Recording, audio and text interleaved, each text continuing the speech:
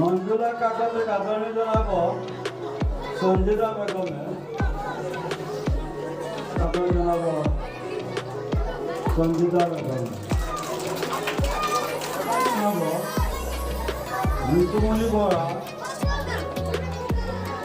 नासुआ आहमेद ऋतुमणि कातरणी जनाब नासुआ आहमेद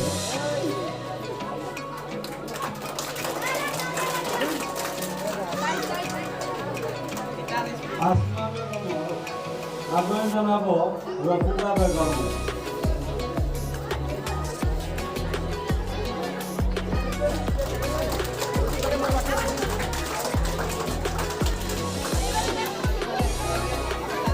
फातमा अख्तर आगन जनाब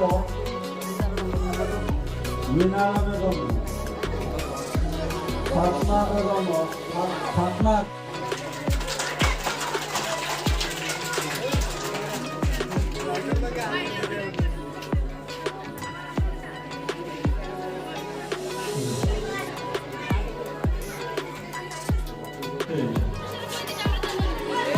Waktu cara kadang kenapa relawan itu?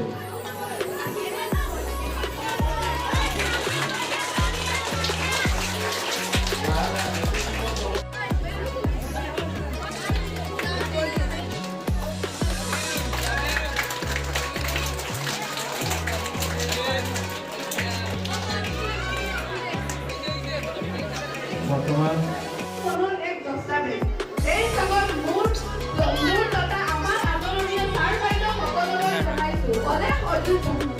কিয়নো আপোনালোকে আমাক ইমান কষ্টৰে শিকাই আজি আমাৰ লক্ষ্য স্থানৰ ফাললৈ যাবলৈ পথ দেখুৱালে।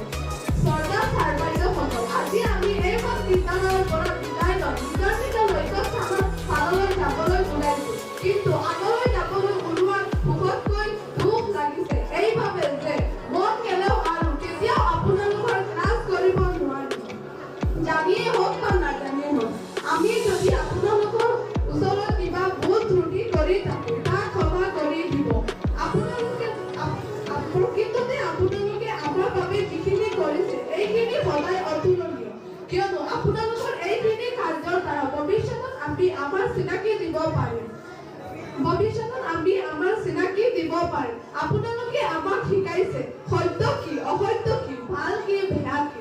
আপোনালোকে সভাপতি অলংকৃতৰ পৰা আমাৰ সন্মানীয় সভাপতি মহোদয় আৰু আমাৰ স্কুলৰ বন্ধু বান্ধৱী তথা মোৰ ভাইটি ভণ্টিসকল, আজি বিদায়ৰ দিন। বিদায় মানে হৈছে দুখ যন্ত্ৰণা কষ্ট, কিন্তু আজি এইখন স্কুল ত্যাগ কৰাৰ কথা মনলৈ আহিলে মনৰ ভিতৰত কলীয়া ভাৱবোৰে অনিয়মীয় হৈ থাকে।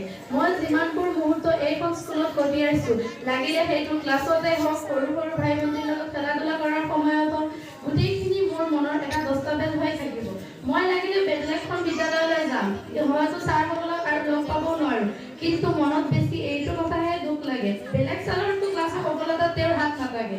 যোনসকলে আমাক সৰুৰ পৰা গঢ়ি তুলিছে সেইসকলৰে আমাৰ সফলতাৰ কাৰণে হাত থাকিব। ছাৰসকলে আমাক লক্ষ্যপথ দেখুৱাই দিছে, এতিয়া লক্ষ্যত উপনীত হোৱাটো আমাৰহে দায়িত্ব।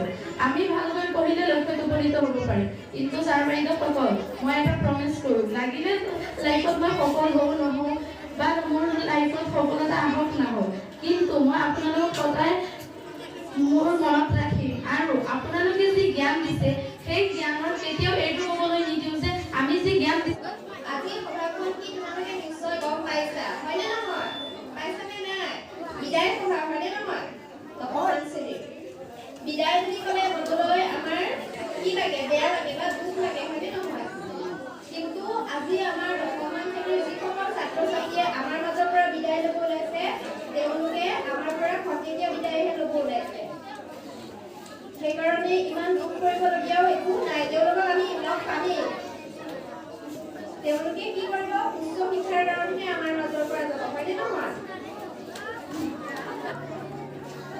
Saudara Adia Pawar Sopapati Mawar Mor Pawafekabindra Bidai Satya Sakti Hokok আৰু প্ৰাক্তনৰ পৰা ধৰি নৱম শ্ৰেণীৰ সমূহ ছাত্ৰ ছাত্ৰীসকল, আপোনালোক সবেই অৱগত হৈছে যে আজি 10মান শ্ৰেণী বিদায় হ'ব। আমাৰ বিদ্যালয়ৰ পৰাহে হয়তো যাবলৈ ওলাইছে, আমাৰ সমাজতে থাকিব, আৰু তেওঁলোক যে যাবলৈ ওলাইছে, প্ৰধান শিক্ষক মহোদয় আৰু মোৰ সহবিন্দ শিক্ষকসকল আৰু শিক্ষক শিক্ষয়িত্ৰীসকল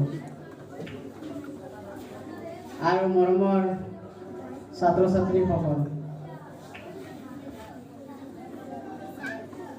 আজি যি উদ্দেশ্যে এই সভাখনৰ আয়োজন কৰা হৈছে, আমি সকলোৱে জ্ঞাত যে আমাৰ 2022-23 বৰ্ষৰ যিসকল ছাত্ৰ ছাত্ৰীয়ে HSLC পৰীক্ষাত অৱতীৰ্ণ, শিক্ষক শিক্ষয়িত্ৰীসকল আৰু মোৰ মৰমৰ ছাত্ৰ ছাত্ৰীসকল, নিশ্চয় তোমালোকে অৱগত আছে যে বৰ্তমানলৈকে এইখন বিদ্যালয়ত মই পাঠদান শিক্ষকতা মই অৱসৰ মাৰিছোঁ। आज है